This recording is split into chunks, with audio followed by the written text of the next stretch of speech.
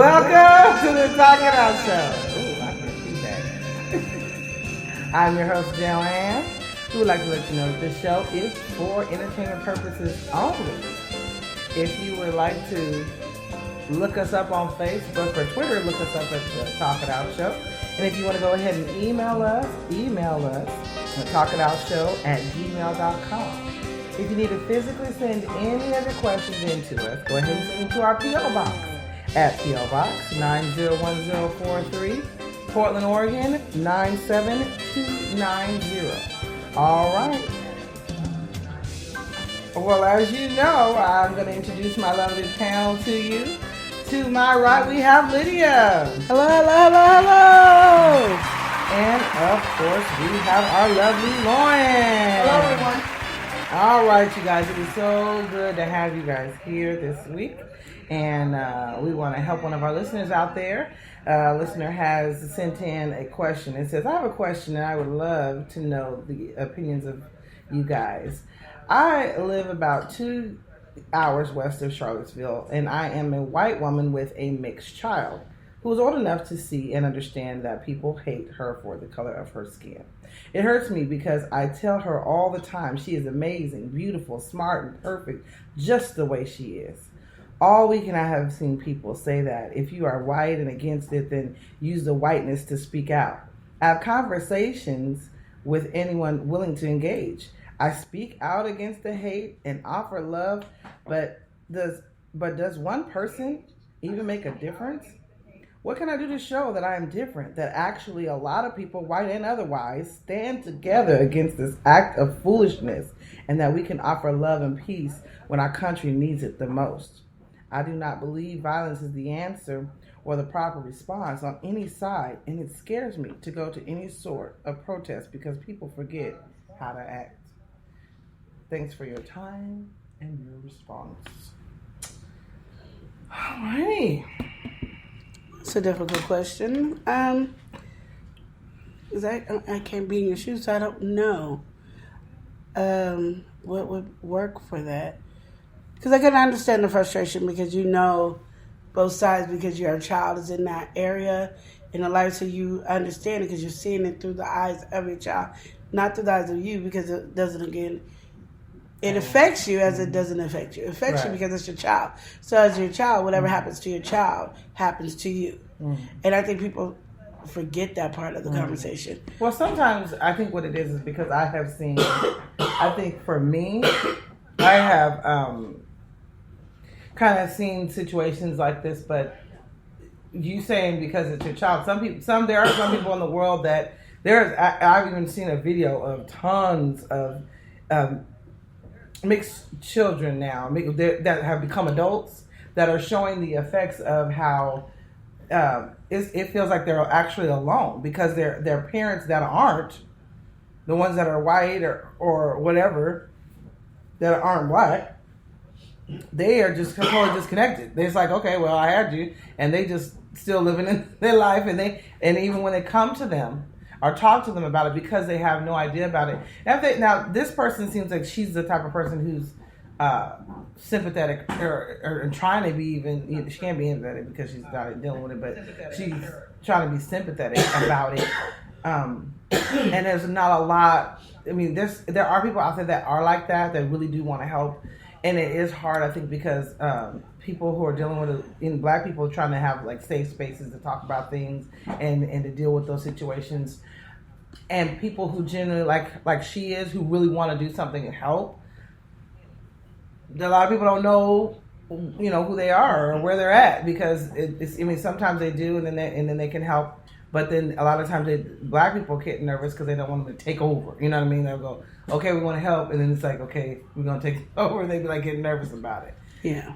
I've seen kids that are now adults that are mixed, that have parents that are just totally, they're like, okay, well, that kind of that thing was like, well, oh, it can't be that bad. Or, you know what I mean? It's like, oh, it's not. I know racism exists, but it's not as bad as it used to be. And, and so they're not, because they're not experiencing it. They're not going through it. Because of the fact that I always say this, and I tell people all the time, me going to the store and buying my groceries, just simple tasks we do every day. can be an adventure for me. Compared to them just doing it and they walking in knowing they ain't gonna be bothered, you know, this is gonna be, oh, I'm getting myself and getting out, boom, boom, that's it. And it would be great to feel that way. Yes, we walk in feeling like that, but then all of a sudden something may happen. And that means they just haven't seen it. But I'm saying, she's seen it. It's totally well, different. she's saying because of, she's seeing it. So you're talking about people who can't see it because they haven't seen it. Even when they walk with their kids, they haven't seen it. Right. Okay. Well, yeah. So, I mean, in her cases, she said she sees it. And she's trying to do something. And she's trying to do something about it. But how? Because she doesn't, in my way of taking it, is she didn't want nothing to, you know, offend the black culture as well as she wants to be able to help without being offensive, is the way I'm taking the conversation. Okay. How do you take it, Lauren? Did you sitting looking there crazy and all crazy and stuff? Yeah, still looking crazy. No, because she's saying, you know, she's loved. She's loved. I mean, like how people are supposed to be in this situation. But I guess for me, a lot of times I've seen women just like her trying to have a voice sometimes, and they get shut down. Like you know, you won't ever understand just because you got a mixed child. You won't understand, but she's trying. She wants to. You know what I mean? Mm-hmm. And I don't know. I think it's hard. Opportunity will present itself, and yes, one person can make a difference. Your voice is as good as anyone else's voice. And yeah, there's always going to be an opposition. There's always going to be somebody that says no and you don't understand and blah, blah, blah, blah, blah. But you just opportunity will, as I stated, present itself. There's going to be a time where you will be able to speak up and your words will be heard. Mm. Your child, if you're doing the right thing with your child, is saying, you know, that she matters and that no matter what, and you're not the only one that thinks like that.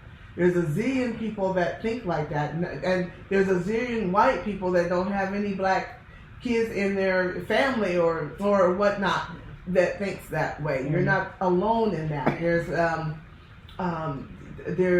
the world is changing, and the youth that are growing up today has voice. And it's growing, and their children have voice. It'll go down into generations. What you teach them. Racism was generational. You know that we don't like these. A lot of people didn't like black people and don't know the reason why they didn't like them. It's just because it was different. I remember when I used to get mad at black people for this. Is when. I guess it was the Cambodians came through, or the boat people or whatever, and then here's black people. So I'm like, yeah, here comes the black people. I was like, what the hell are you talking about? What? Came on the boat too. What? And why are you mad at? Oh my God. What? So yeah, you're doing the same. You're doing the right thing. Like I said, when your voice will matter is when you will speak.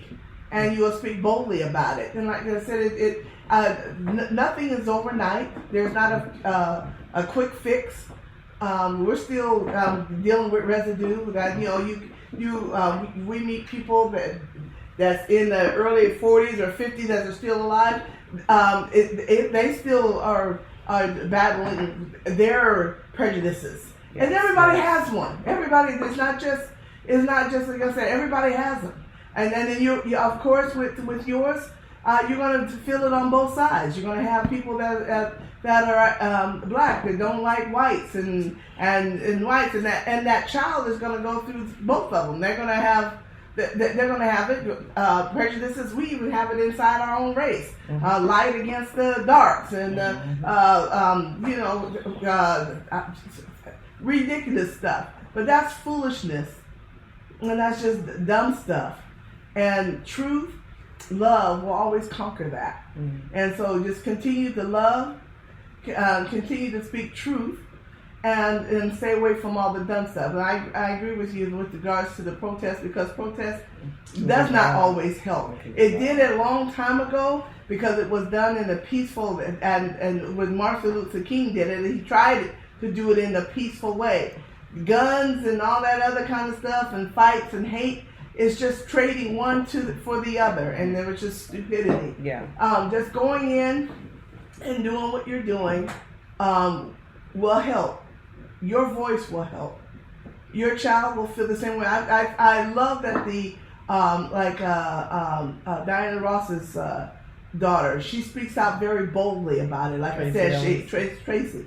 Yeah. She speaks boldly. She got a platform, and she uses that platform and her celebrity status, and speaks out and very vocal about the wish and how society views them and how they feel inside, which is really good. Like I said, your platform will present itself. You will be able to speak. Your daughter will be able to speak. Your daughter will be able to, or your child will be able to the voice how she feels, and with your positive influence, she will be able to do it in such a technique that will change lives. And then the violence against violence doesn't change nothing. That's all it is. It just turns into hate. But love, I have to say that again. I think we all believe in that. Love conquers everything. You do it in love. Love conquers everything. You're right about that. You're right about And there's nothing. It's nothing stronger than love. Yeah. And so once you hold tight onto that, you'll be okay. And so will your child. Your child will be okay. And the way the child is, doesn't matter what she is. She'll be known as your child or her name. Not by the color, ethnicity, nothing. But by her own merit. Yeah. And that's what America needs to do. It starts looking at people by their merits. Yes. They're grouping a lot of people and just and saying this group is like this and this group. We are all individuals, and there's some good and bad in every race. Yes. And so you just have to teach them morals and teach them love, and then they will be known as themselves, not who they are, what ethnicity they are, what race they are, what culture they are. They will be known as themselves, and that takes on a whole new generation. And I think that's what the generations are doing now, and they're trying to let go. It's hard to let go of all those old ways of thinking. Yeah, absolutely, thinking and ways and stuff, and going on with I am. What's that? That's my dog. He has his own thing. That's because what happened? My husband. No matter what we do when we're on air, he's gonna come through. Yes, he does. He's gonna leave that door open every time, and he swears up and down, sign him.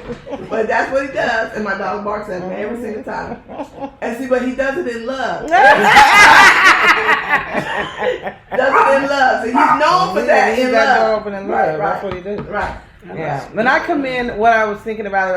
I really commend her for the way she is raising her child and basically putting that positive in her and speaking positive things to her, because I have seen, unfortunately, and it is gone. I mean, and this is a person that I knew a long time. He was married into my family, and he was a beautiful person. But we don't know people's past, and we don't know how they were raised. And he, because he was a mixed child, didn't even realize that he had nothing but negativity poured into him. He ended up killing himself. He was a police officer or something, and he ended up killing himself. And to me, that's the saddest thing, because we as a family just saw nothing but, this beautiful person, knew nothing but this beautiful person. But we had no idea, because he was raised, and all the people in his family just, said hateful things to him because he was a mixed child, that it stayed with him the whole way. We, times they say we battle these demons and stuff. We have no idea what we're battling or dealing with. And so I just commend her for speaking the continual positivity into her child. I think that is a big deal in itself, because a lot of times we don't really realize what our kids are dealing with, the things that are being said to them or anything. And this is kind of what I think about, because I do a lot of stuff. and part of things in the community and things like that. What I have noticed is there are ways, like she's saying, eventually one day there will be a platform. There will be a platform and you'll be able to be verbal and speak out and things like that. But then there's other ways. I know people that in organizations that are known as particularly black organizations or things like that, there are white people inside the organizations. I love these people to death. They are the best. They have a love for the cause. They have a love for what we're trying to do, and they're working their butts off. They have a passion for us, and that, just like Lauren says, it don't matter. It don't matter who you are. You could be somebody, you ain't got no black kids or whatever. Just still have love for people and want to be, and just the fact that, knowing that we all want to be treated equally. We all want the same things. We all want to have, the same rights and fairness and being treated fairly, and like Lauren says, just to be looked upon as we are people, not by what we're looking like. I will never forget this. And this will let you know something for real. I had a person that I knew, was going to school with, and she was, I guess you would call them Indians. They're not the Native Americans, but Indian from India. And she said, "Oh, you're really different than a lot of the black people that I know." And I was, "What are you talking about?" And she said, "Well, my mom works with a lot of black women, and she says that, that black women, they steal and they always want your money and this and that." And I said, "Excuse me?" I said, "I've never asked anybody for money before like that. I don't understand." That's why she said you were different. And she said, "Yeah, but like I said, well, that would be fair to me to just say that, just to instantly think that your family owns a 7-Eleven or, or Plaid Pantry or something like that. That wouldn't be fair for me to just totally just stereotype you like that. Do you not know that girl borrowed like $400 from me and never paid it back?" But she was the one at first saying that. Black women like that. And I thought, oh, that's really interesting. That's everybody. The people do that all the time. They're very judgmental. Yeah, and do the same thing that they talk about somebody else doing. It's just that they're not known to do that. And that's the thing about it is we need to stop listening to what people say. I tend to notice it here more than anything else. Like I can zoom certain things out. But like I didn't want to go to Africa because I thought it was not going to be pretty and all this stuff. So when I saw these beautiful pictures in Africa and stuff like that, it's because we've been brainwashed by watching the news and watching all that. They show us the horrible part of the country of Africa. Good and bad of everything. Wait. But I want to piggyback on that. Piggyback. Oh, Lord have mercy. Yeah, really. I want to put some money in that. Go ahead. That's all. No, and a lot of people get the wrong idea of culture by media too. Yes, I've noticed that and I've said this many times, when there is something about it, sometimes the media will go to the most uneducated black person. I remember, like, if there's a thing that's going down in the neighborhood or something like that, or the media will not go to that educated one, with the one with the suit and tie. They'll bypass that and go to, like, the homeless guy that they just got off the thing and say, "Can you tell us what you saw?" And so then the homeless person was like, what I saw was, I saw bang, bang, bang, that's what I saw. And then I said, ooh, somebody shooting, because I said bang, bang, bang. And so then everybody says, oh, wow, black people must not be educated. No, it was somebody that's probably in a drunk stupor. But no, 99.9% of the people that live in your neighborhood and all that are very intelligent, can articulate themselves. They're not doing that, but the media won't show that. Yeah, that's true. So then, of course, like when you said about Africa, it didn't show that beautiful, sophisticated part with the malls and the gorgeous the hotels and suites and the beautiful homes. No, they keep showing you the kids with the flies and the big stomach and let me tell you, I'm gonna say this. My husband is Grenadian, so I went to Grenada, and I saw with my own two eyes because Grenada is an island, so it's surrounded by water. So what is fun for the kids is when like wash day, well, and there's washing machines and dryers, everything that you have here, they got there. So the kids are outside and playing in the water, in the sea, in the sand, and they're black. So you know what happens when we're black? Mm-hmm. We're playing in sand and we go into the water. Mm-hmm. What happens? We get ashy, right? So we ashy, and we got sand in our hair. We got this because they playing. They throwing rocks and they're doing it. They having a good time. Mom's in the house, washing and cooking with a stove and everything else, just as like everybody else. Mm-hmm. But then I saw white people taking pictures and asking them to pose, and they were like, they don't like what? No, we're gonna take pictures of you. So they're like. Okay, let's see. Show us a sad face. Show us a happy face. Show us a sad face and stuff like that. Okay, that's outside. So of course they look ashy and dirty and sad and stuff like that. And I was wondering. I said, now, if that came over here and you put, please help these poor children, you're getting a whole like. This is like there's no civilization. It had nothing to do with that. There is civilization, but sometimes everything is not what you see. Everything is money driven. Yeah. So if they think they can exploit and get some money out of it, they can. They can't really get real pictures.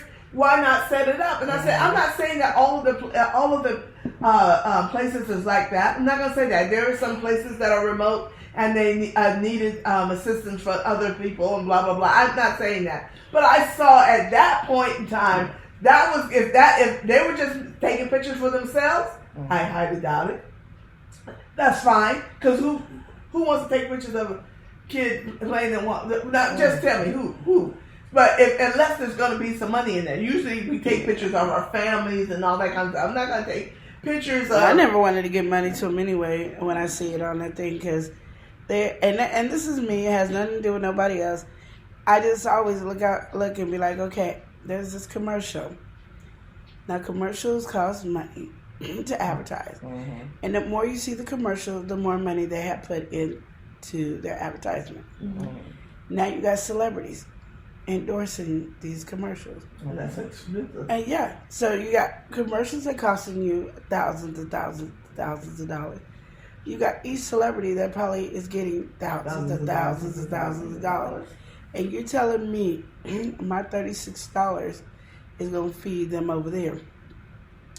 My $36 got to pay for this commercial. Okay. And it got to pay for you. It got to pay for the director. It got to pay for the script writer. It got to pay for the lighting, the sound, the clothes, the makeup. And then we got to feed you while you're sitting up here waiting to go on. That $36 is a stretch. They might give 5 cents. Yeah, for that picture that they talked about, the kids playing. I'm just saying. They look sad. So that's why I don't do it, because I'm like, you're telling me it's $36 a day, but you're not giving all that money to them. No, you can't. You got to pay for overhead. So that's what I'm saying. Yeah, no, nothing's free. I'm just saying. Nothing's free. So I always say that, like, and that's why I won't never give the $36, and it's only 20 cents a day or 25 cents a day. I'm gonna keep my 25 cents a day because I'm struggling too. So that's how I look at it. I'm like, if I knew for a fact there was money going straight to them, I wouldn't have a problem. Right. But like I said, that's what I saw. So I'm just saying, sometimes what you see is not right. So people have prejudice over what the media feeds them or what other people have told them. And then when they, just like your friend or the one that stole from you for $400, they don't see you as a person. And that's when I can't say, when the world starts looking at people not by their color and creed and their ethnicity and their culture and blah blah blah and their religion and all that, but look at them with the merit of themselves. I'm like that. You are John. I know John to be honest. I know John to be courteous. I know John to be patient. I know John to be with love. That's it. Not John's a black man, or John's a white man, or John's an Oriental man. John's this. No. Oh, John's all Johns are alcoholics. All Johns are thieves. All Johns. No. By your brand. Your brand is what you bring to the table. And when people can start looking at people by their own brand, I know you were this, I know you were that, and this, then we have a good world. And if you do it with love, I can't say that enough, then we have a utopia. Well, I have a question though for you, because I totally agree with what you're saying, and I believe that is the solution. But what do you do? Because like you think about it, a lot of the things that we say in a lot of the thought process is taught in the home. And if you have these kids out here being raised by these families, and there still is certain families that, and this is in any culture, that feel strongly about, and you raising these kids with these, they're hearing constantly this and that, you know what I mean? That's the hard part. Like you said, the kids are being more vocal. They're speaking up, yes, more so than we were able to back then.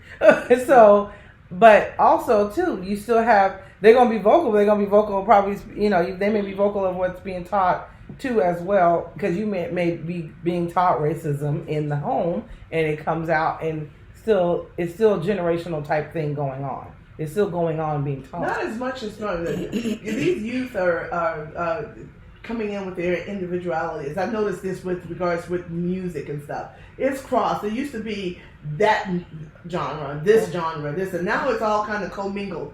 But what I would say to Michael Jackson said it best. Michael Jackson had it. I don't care what y'all say. That boy had it. He had it. Uh-huh. Man in the mirror. Yeah, the man in the mirror. Exactly. Yes, look in the man in the mirror. That's the only one you can change. You can't change nobody else. You can't do nothing with nobody else. But you can look at that man in the mirror and change and make that change. That person and can people do it. do not do that at all. Well, you notice that? And they be looking at that, talking. They can tell you about yourself up and down. Yeah, but what I'm saying to you, don't even look at what other people say, because only you know who you are in the man in the mirror. I do some stuff that I don't like doing. I'm going to say that right now. There's some stuff. Yeah, I do stuff that I don't. I hate myself for doing it, but I do it, and I ask God, please change it, because I know what I want to be, but it comes from before I know I've done it. I do not like to complain, but I complain. I do. I hate when I complain. I don't like, and then when I do, or if I see fault, I zone in on that fault and make that person feel less than ever. And I don't like that in me. I want to see where the Bible says overlook the fault and sin in me. I want to do that all the time. But before I do it, I probably messed up. And now I'm trying to overcompensate because I feel so bad and guilty about it. And then after I overcompensate, then I get mad at myself for overcompensating. Yeah. And then again, I start attacking again. And I'm doing this whole thing. And I pray all the time. One of these days, I'm going to catch it. I'm getting better and better and better. But one of these days, I'm going to be there. Because I keep looking at that man in the mirror. I keep saying, okay, Linda, you're not doing this. I mean, who's Linda? I say, Lauren, you're not going to do this. You're going to do better. And I try each day, but it's not overnight. But that's everybody why you have that issue. I try to tell people all the time. There's always going to be one or a couple of things that's going to ask you. That's the one you said. I'm asking and praying. That's the thing. It's like that. They call it the stronghold or whatever. The one thing that we have, that's the thing that just got us. You know what I mean? That we got to go to Him and ask. You say, help me with this. Yeah. Help me. I help me. You know what I mean? It don't be easy. Yeah, because it's what you said. But I noticed if you're not close to me, I don't have that issue. For some reason, I have that grace because you're nothing to me. Right, exactly. But I'm talking about, and I noticed that with, I think that was generational because I look at my family and they have the same problem.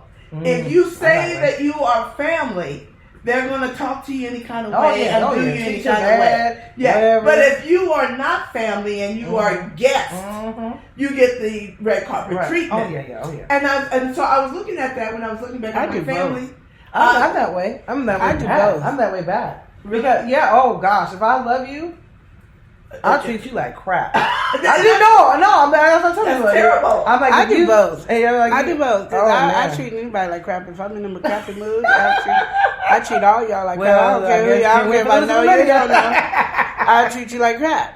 It just really depends on my mood. But I'm more sympathetic to my family than I am Are you more sympathetic? Are you strangers? more forgiving? to my family. Yeah. Yeah, a lot more forgiving to my family. And My thing is, I'm gonna look at, but I do it with everybody. But I'm more in tune. Even though my family might go, she's really hard on me. I'm more in tune to their sensitivity. Yeah. And I'll try to come to them a different way. Yeah. Because I want them to understand, okay, what you did, I don't like. It might work for you somewhere here. Because everything is different. Yeah. Like, I used to be a person that could tell people off all the time, and everybody was cool with it. Somebody else could do the same thing I did, and they're not going to be cool with it. They're not going to like it. Yeah. So you can't, and that's what my thing is, you can't do what other people do. Right. People accept you for who you are. And like just like I said, the character. It is a accepting character. People, and that's why I guess I'm a big advocate. To me, I think for everybody, I always have this thing now. Is my big thing is saying meet people where they are, because everybody's going through these things in life and learning different things at different times.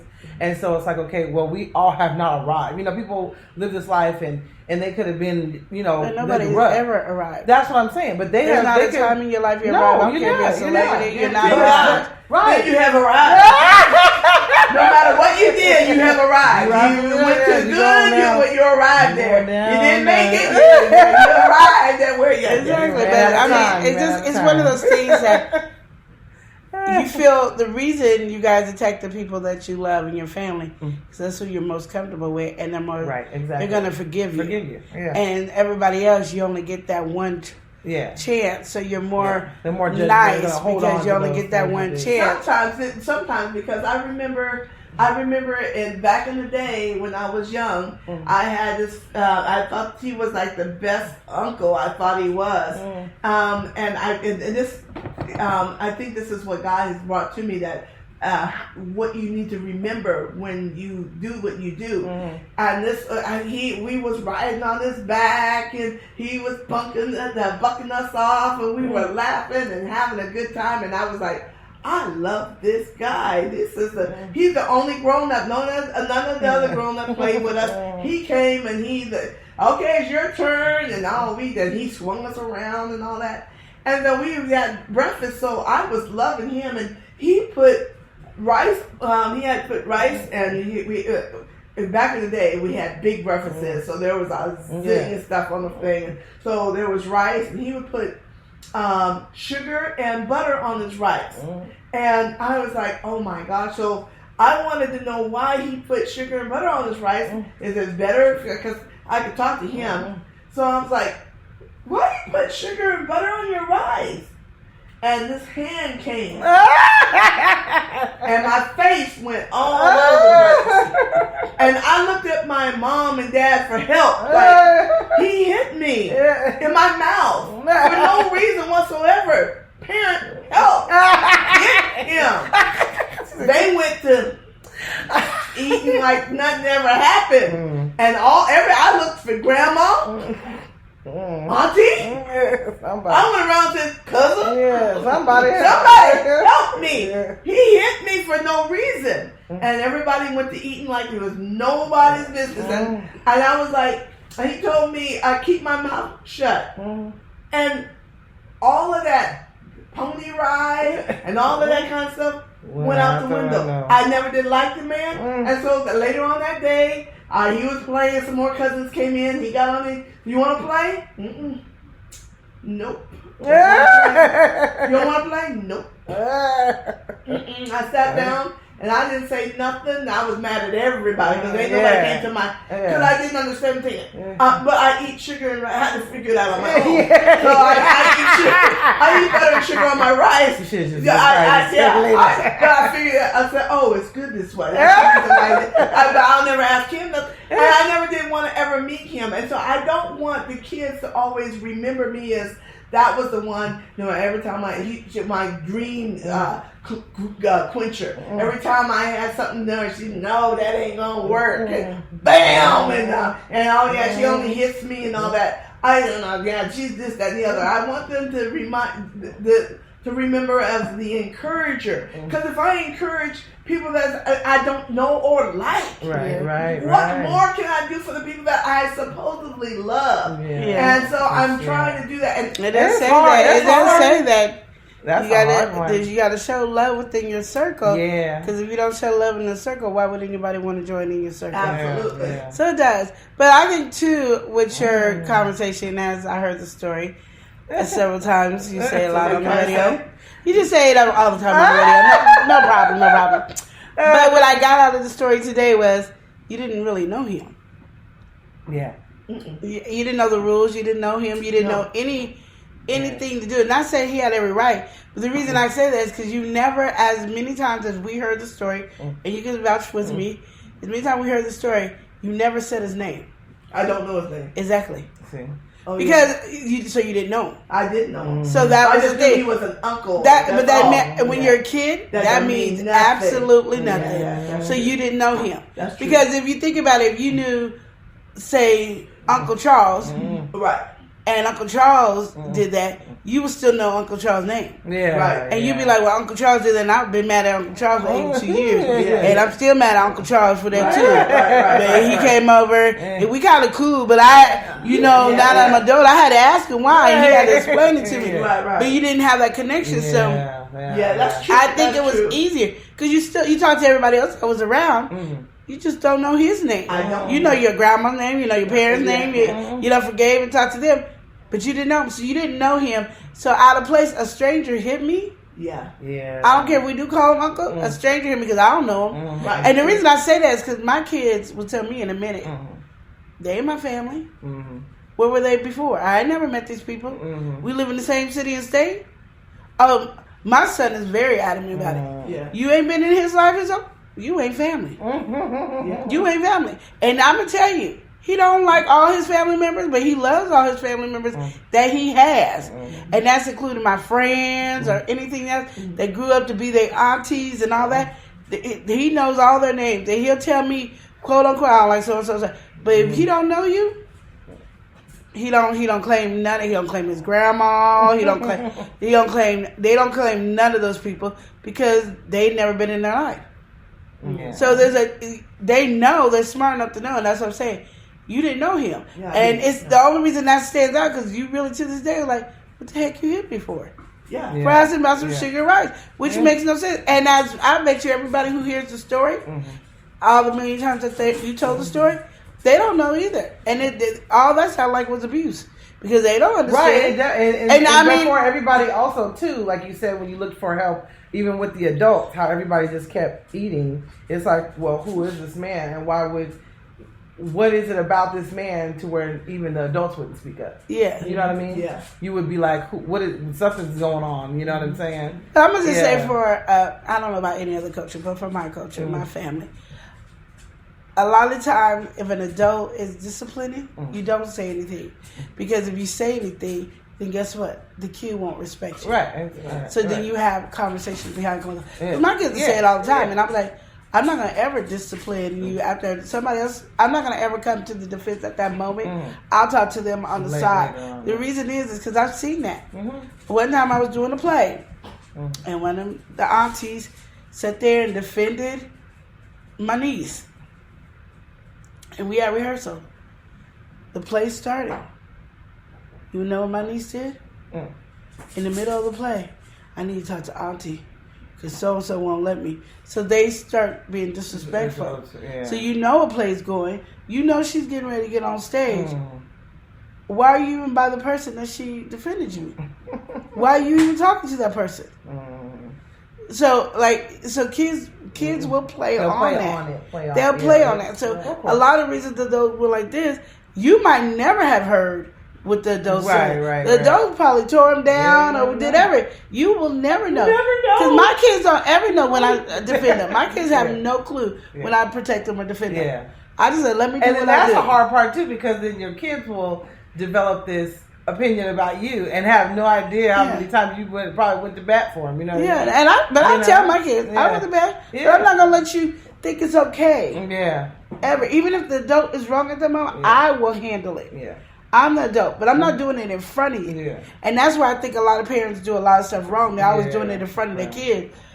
Yeah. And so kids I like to see the feel drama. Kids love to see the drama, so they're going to always react to the drama of it. Mhm. So as you're doing it and you're giving them, oh, my mom's going to stick up for me for whatever I do. So so-and-so did such and such. And when I grew up, I didn't. I remember I went to school and the kid was racist, called me out my name, the N-word, with the ER. Yeah. Oh, the ER. And I didn't say nothing. I didn't say nothing. And I told my mother. My mother went up to the school. She was in the principal office, and they sent me out because, again, I don't need to be in there seeing it because I'm going to act up. Yeah. I acted up anyway. Let me show you why. So my mom's acting up over there. I got to that girl over here. I wore her butt out over there. Because now I know I was in the right. I went to my mama. Yeah, you went to your mama. So my mama went. So when the girl said, she beat me up, and I was like this. Who? Who beat you up? Didn't she beat me up? And everybody went like this. And we all looking around like, who beat you up? Is your face off? You got a black guy. We was over there playing double dutch. That was it. Because I knew the protocol from my mama. Exactly. My mama wasn't going to play the N-word. So I could have acted a fool at school, beat her, and my mom probably would still have my back. Yeah. But this way, I did everything right. Yeah, you waited. There was no way in the world my mama couldn't have my back. Because I told her, she called me the N-word mama. Saying because she can fight because she lived in the villa. And that's the Oregon's ghetto because we don't have a ghetto here. So that's the Oregon's ghetto. We used to not have a ghetto. We have a ghetto now. We definitely got Where? a ghetto. When you go downtown, you step over some of the ghetto stuff. No, because you gotta everywhere. understand That's when you every look town. at ghettos, like when you see, I can only go TV and then in New York. Yeah, it's not.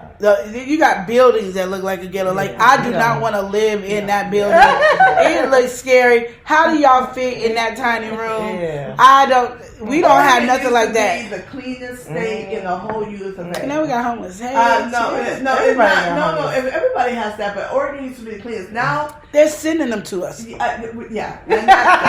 They're sending them. Are you homeless? Yeah. Here, go to Oregon. Yeah. We get you a plane ticket. You go. You don't even have. You almost can ride first class. Yeah. It is. So now it's.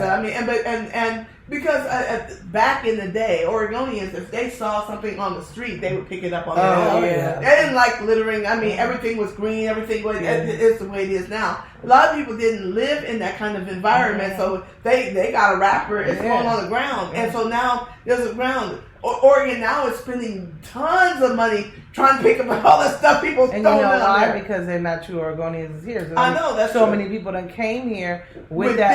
different- I said, I with used to different- yell at my kid's dad because he's not from here, and I'm like, "How dare you throw that out the window? You littered, you know, like going off. Yeah. What are you doing? You know, and he's We don't play and they that just- here. You know, it's Yeah, like, because I be holding my trash like this. Dear God, I I gotta get need some garbage. to get this in a trash can because it's not going in the car and it's not going outside. Not no more. I mean, we got a zillion of companies going to clean and safe that's picking up because But Oregon. you know what that means? What? They have provided us with jobs. That's true. yeah, right. Because we never had cleaning jobs to clean up the community. We never had those. No, we didn't. Now people did it on their own. Yeah. But now, It's But not now, enough. It's not enough. we got jobs. right. It's not enough. for all Thank the you, people that- from out Yeah. of state. Yeah. We appreciate you. Yeah. out And of that's state. where again we go back to you being the man in the mirror, helping yourself, and with that lady, yeah, keep doing what you do. Yes. Thank you guys for listening to us. We truly enjoyed you guys. See you next time on the Talk It Out Show.